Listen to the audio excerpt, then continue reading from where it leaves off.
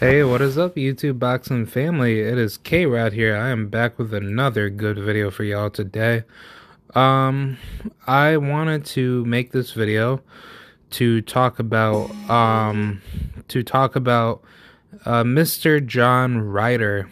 Um, I believe he had said my focus is on the WBA title. And I believe that's the route that he wants to take, and I'm just going to give my brief initial thoughts on how I view his goals. So yeah, let's get right into it. And yeah, we're just going to talk boxing, bro. I think honestly this is a very weird statement that John Ryder has put himself in position to say. Just simply because I never really thought so high out of John Ryder. And I think John Ryder, he's a decent fighter. Don't get it twisted.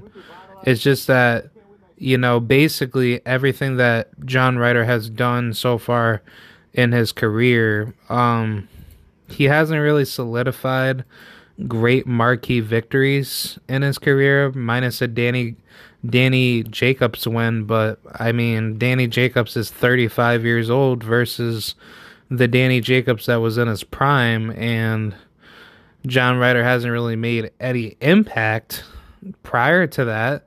So I mean, the only good win that he should have had was like the Caleb Smith win, but other than that, no, nothing really. I mean, I think a John Ryder victory over Danny Jacobs doesn't really put you in position to be that type of guy to say, oh, well, look, I'm the man now because I beat, basically like a washed up version of Danny Jacobs, a fighter in which he wasn't really at his peak, I would say.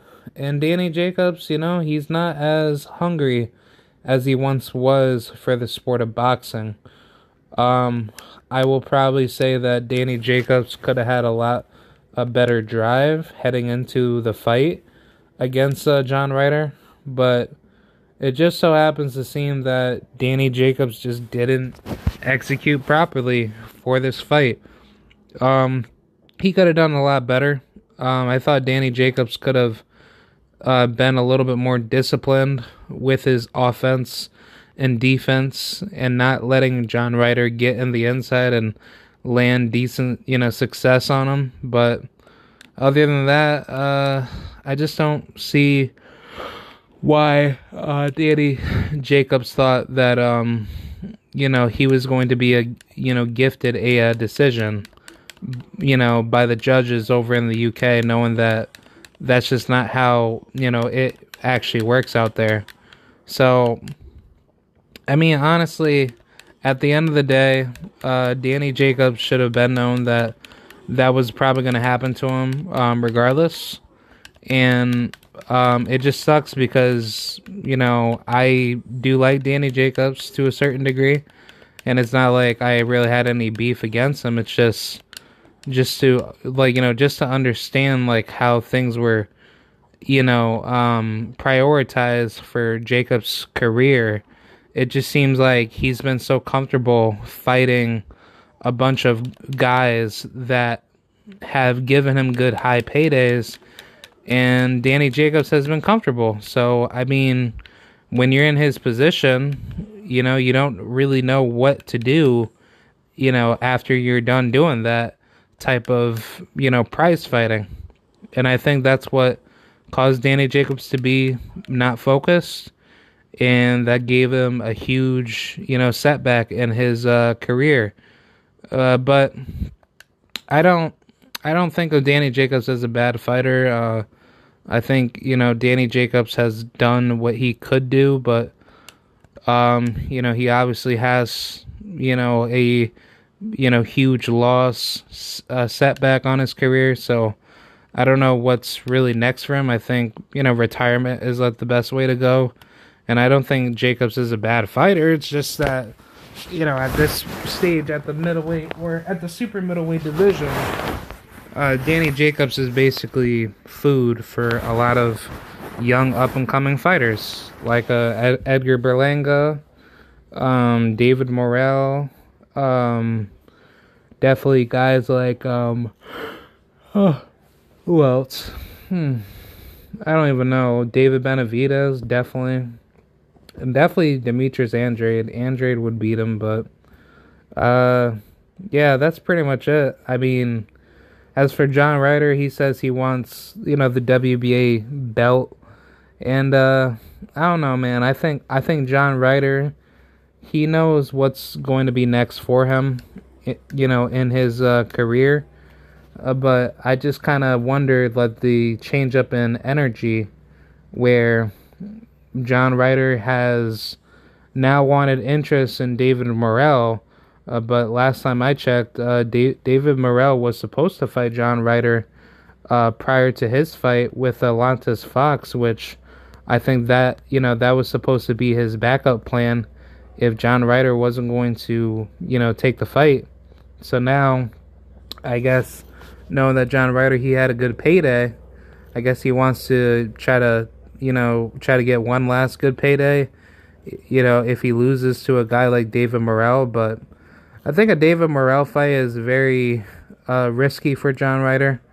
I think John Ryder can easily lose to a David Morrell because David Morrell is just, he's stylistically like a bigger danger as a southpaw.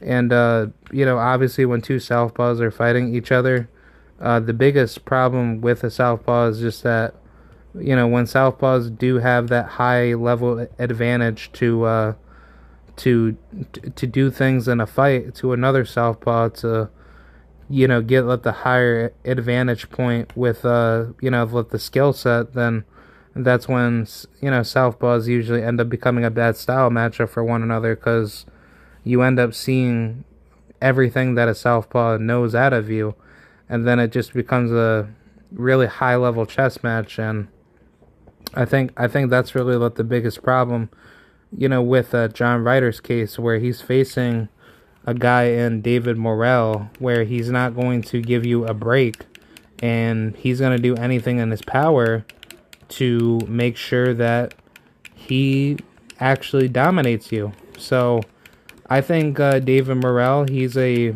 heavily schooled, defensively pressured, southpaw fighter. And I think John Ryder knows like what's gonna happen. He knows that David Morrell's not coming to just give him a very easy task. And I think he knows that having a win over David Morrell is very good, but at the same token, you have to think about it as far as his risk of getting into this fight is that David Morrell is the younger, more heavily talented, fighter that's still very hungry to, display his skills to the world of how good he is.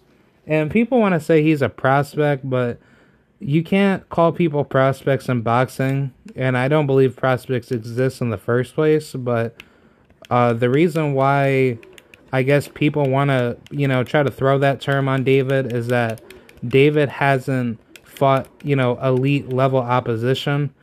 And it's like, that's bullshit, because it's like every single one of his opponents, minus that white guy that he fought, Gavronsky, right? He's fought some really good, level opposition. And I mean, people want to say, oh, well, that's not true. David Morrell, he's not that good, blah, blah, blah. But it's like, look, if you became the interim champion and then you got elevated to become a world champion, then you basically earn your belt. You beat the guys that were ranked or basically that were put in front of you for you to get up there to the world title. So you really can't argue to say that, you didn't fight the best. You fought whoever that was put in front of you. So in my honest opinion, like, I just think that you have to respect who, like, whoever got elevated from interim to champion by whatever sanctioned body that they're fighting under. They earned that position, and David Morrell has shown that he can, he can do it all. See, now people want to say he's not good. He still has a lot of holes in his game, but how can you say that when he's working, with the best trainer in Ronnie Shields? Well, I wouldn't say Ronnie Shields is at the best, but Ronnie Shields is giving him a lot more knowledge compared to, other trainers that, he wasn't able to get good with. So I think David Morrell's progression is just only getting more dangerous, and it's like, I don't really know who really beats him.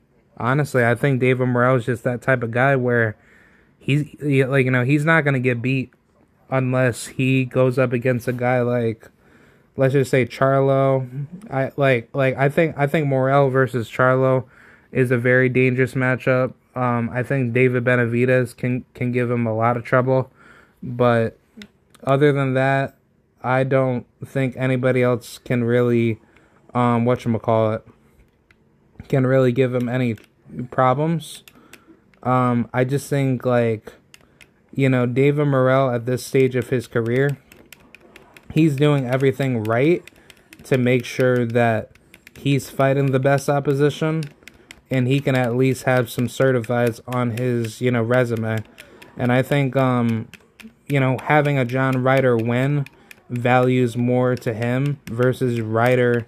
He knows, he's basically going to lose it all if he tries to fight a guy like David Morrell. And I mean, obviously, like, I think that the reason why he's saying that his focus is for the WBA title is to think that he's going to get a fight in with Canelo Alvarez, but I don't see that happening because, from what I've heard, Canelo, he's basically looking at getting a deal in with DAZN for like a 2-fight deal basis to fight Dimitri Bivol and then fighting Triple G, which I wouldn't mind the Bivol fight, but the Triple G fight, nah, dude. Like I really hope Canelo doesn't do that, but if Canelo tries to do some stupid shit like that, where like he takes up the higher end payday just simply for like Bivol and Triple G, I think honestly, like, that doesn't make any damn sense, and I think that's just mentally retarded.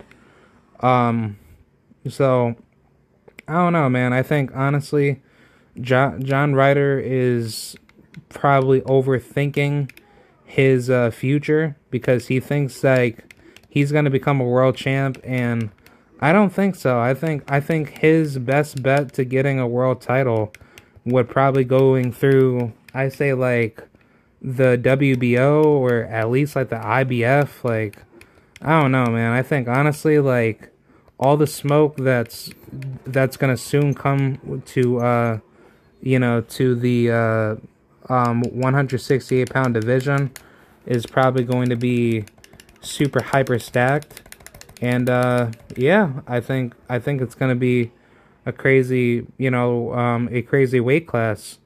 I think guys like Charlo, I think guys like Andre, they're gonna be a problem. Guys like possibly Jaime Munguia. I don't even think Munguia is gonna move up to 68.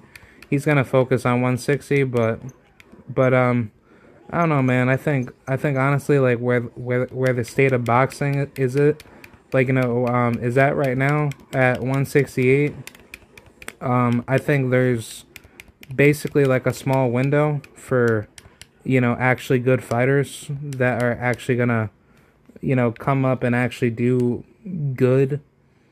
And then, there's gonna be like, like a massive increase in competition where you're gonna start seeing a lot of, high level opposition.